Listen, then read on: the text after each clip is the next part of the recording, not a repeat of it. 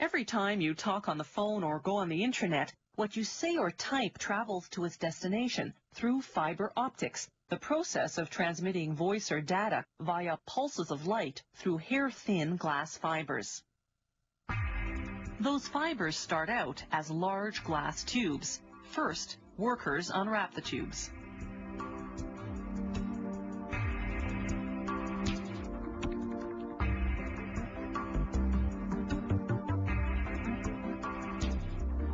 Then they submerge them in a corrosive bath of hydrofluoric acid. That removes any oil residues. Then they set a tube into each end of a lathe.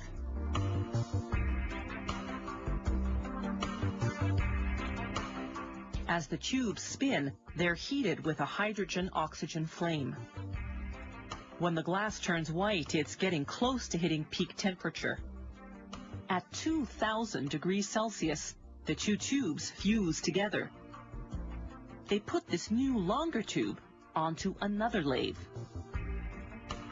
As the tube spins, they inject a mixture of chemical gases inside, while a traversing burner heats everything up.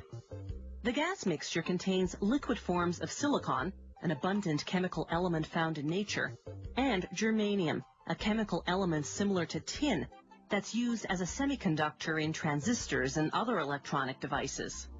As the gases heat, they undergo a chemical reaction that leaves a white soot on the inside of the glass tube.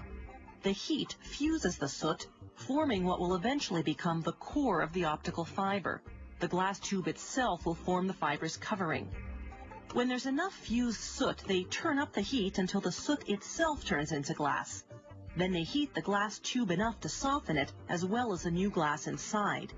The intense heat eventually makes the tube collapse on itself to form a solid rod. The internal structure of the optical fiber has been achieved. But it's in the form of a big bulky rod called a preform, so the next step is to thin it out. First, they excise the preform from the uncollapsed section of the glass tube.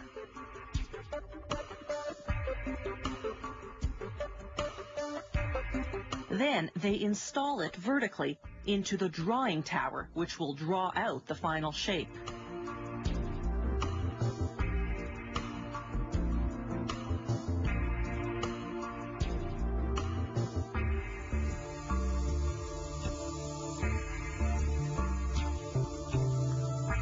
The drawing tower's oven heats one end of the preform to 2,000 degrees Celsius.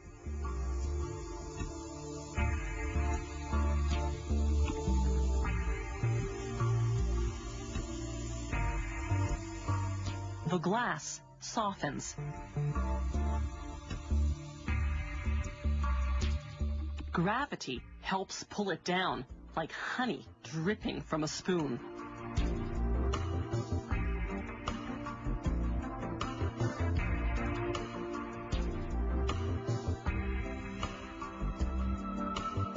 Then, using a glob of glass as a weight, they stretch the soft glass and keep stretching it until they formed a thin glass fiber. A series of pulleys measures the tension on the fiber as it's being drawn. A special monitor makes sure the fiber's precisely the right diameter, 125 micrometers. That's about 1/8 of a millimeter thick. Then the fiber passes through UV lamps that bake on an acrylic coating to protect against dust and other contaminants. Finally, the fiber is rolled onto a drum. From here, it's either shipped out as is or put into a cable. Fiber optic cables are expensive to produce, but they're smaller and lighter than traditional copper cables. They carry more information and need fewer repeaters to keep the signal from deteriorating. And unlike copper cables, they're immune to electromagnetic interference. They're also hard to tap without being detected. And all this is made possible by a complicated process based on a very simple principle: light traveling through glass.